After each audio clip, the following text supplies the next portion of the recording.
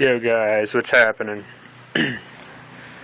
I made a video last night while it was dark out about this thing.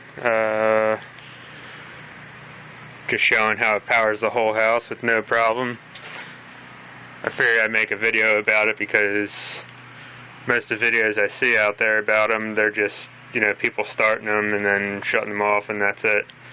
But yeah, it definitely powers my whole house. It's pretty simple to hook up. Goes right here. It's got two outlets here. They call them convenience outlets. But if you want to hook up the real shit, that goes in here. This one in the middle here is for 3-phase. And then these are just the two hots. It doesn't matter which one you put red and black to. Neutral goes here. I think I probably should have this ground wire going over to the ground that mounts right there, but it seems to be working anyway. Maybe I'll switch it over. But yeah, the thing is pretty fucking awesome. My selector switch is actually broken, but it's stuck on what I need it there. 122/40 single phase, and yeah, I bought two of these and I sold one to my neighbor, and he couldn't find diesel anywhere because all the gas stations didn't have electricity, of course. And so I went over to his house and I siphoned a bunch of heating oil out for him, and he let me fill up these 2 cans, so I'm burning that now. I still got 2.5 gallons in there, 5 gallons in there, got 20 gallons out back, or no, I'm sorry, 10 gallons out back. And I actually just made the call to get my oil tank filled up for the first time. I think it's going to be around $900. And I'm going to hook it right up to that. It's got the it's got an auxiliary fuel pump. You just turn that switch on, and then from right here you can hook it up into the oil tank, or this thing here is pretty cool. This comes out. This is pretty much just a storage spot for that. You put that right in the top of a 55-gallon drum, hook up a fuel line to that. There's a pipe. I have it, I took it off, but it mounts inside here just for storage.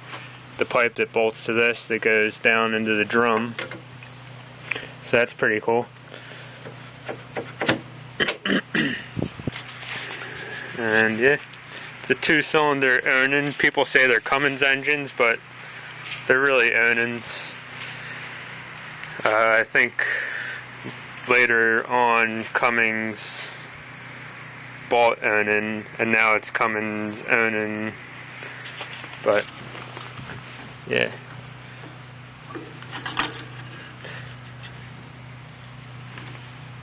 Oil's still good. If you guys have any questions about these, you can certainly ask me, and I'll try to get back to you with answers. I didn't really know anything about them when I bought them, but when you buy 2 of them, you kind of have to figure out what's going on. Got these pretty cool lights here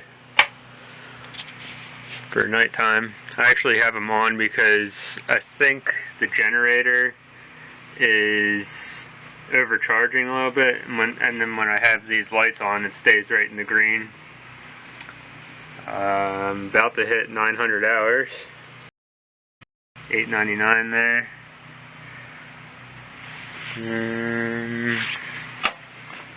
Yeah, this thing has been doing really awesome.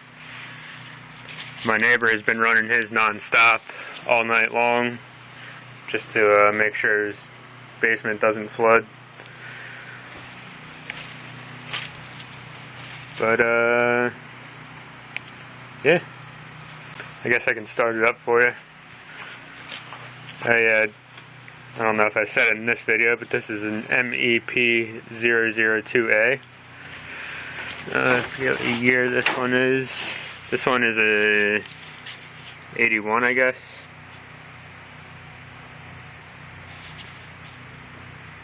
Try to, the phone isn't really focusing. But 5 kilowatts. I think it does way more than that. Came with a 12-month warranty.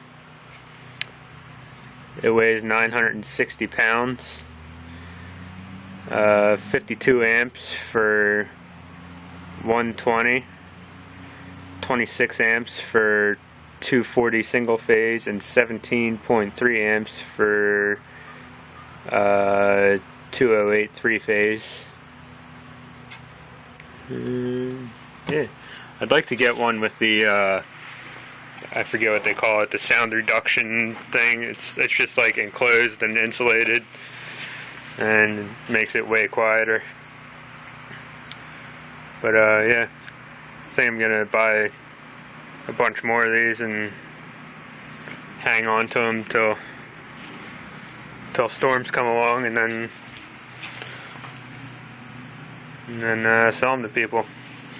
I'll probably try to buy a bunch of wire too, so I can sell the wire with them. I got this wire from Home Depot. It was like 190 bucks. I think it's 8 gauge wire. It's got 3 wires in the ground, so I guess they call it 4 wire. It was 125 feet. I kept it long, so I'm not really sure where I'm going to put this thing permanently. So I might need it all, and I don't really want to splice it back together, so I just ran it through all of it. But yeah, I guess I can fire it up, and then there's some stuff on in the house, but I did laundry today and powered the dryer with no problem.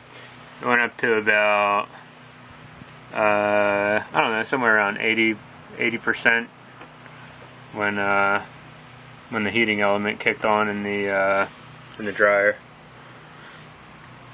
But yeah, I'll fire it up. Oh yeah, and before I bought this thing, when I was looking into them, I saw people starting them, and they kept holding the switch in the start position for a while, and you hear the starter like when it started running. I was like, what the hell is he? But it turns out you need to do that because it has a low oil pressure cutoff. So if you lose oil pressure, it cuts off the engine, shuts it down.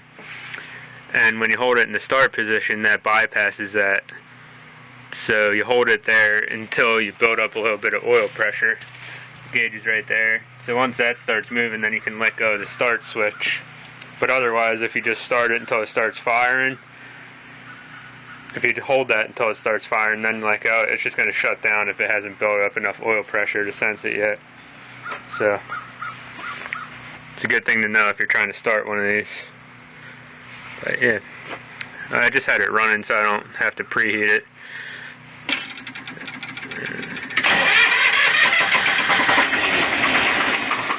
See, just like that, I let off too soon.